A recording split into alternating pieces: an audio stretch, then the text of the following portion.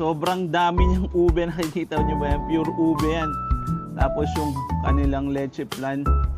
Tingnan niyo naman, napakalaki hanep. So ayan, tara samahan niyo si Kuya Sunny. Tikman natin yung halo-halo dito sa San Leonardo, ano? Burgos. Barangay Burgos, San Leonardo, Nueva Ecija, sa Laot Street.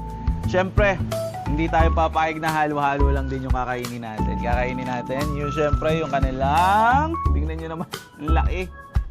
Halos isang dangkal, empanada. Tingnan natin halo-halo ube, oh. Check out, guys. Laki, oh. Sarap ng ube, ah.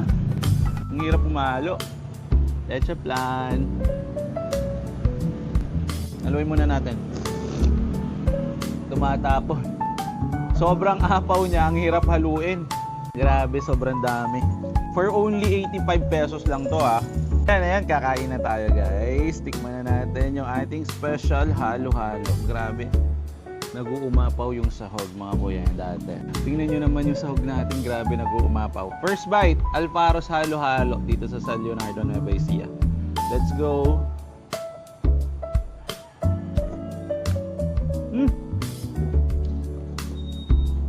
Grabe.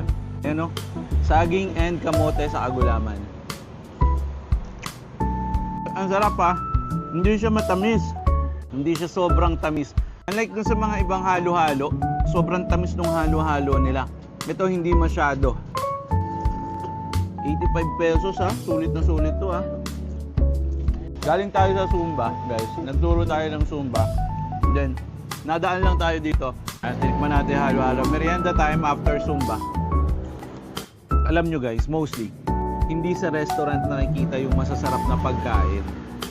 Karamihan sa masasarap na pagkain nasa karsada. Pag gusto mo nga makilala yung sambayan, sa palengke or sa kalsada ka maghanap ng pagkain. Hindi pa kadami ng sahog. Tingnan nyo naman, isasandok sahog lahat. Ito lang yan, ha? Sa Barangay Burgos, San Leonardo, Nueva Ecija, sa Laot Street. Ayan. Nakasama natin si Kuya Brian. Siya yung naghanda ng ating halo-halo. Grabe, sulit. Hanapin niyo si Kuya Brian pagka bibili kayo. Try naman natin ngayon yung kanilang empanada. Ano ba pala naman ito? Eggs, papaya. At tara, tignan natin yung empanada. Laki, oh. Tapos may suka siya, siyempre.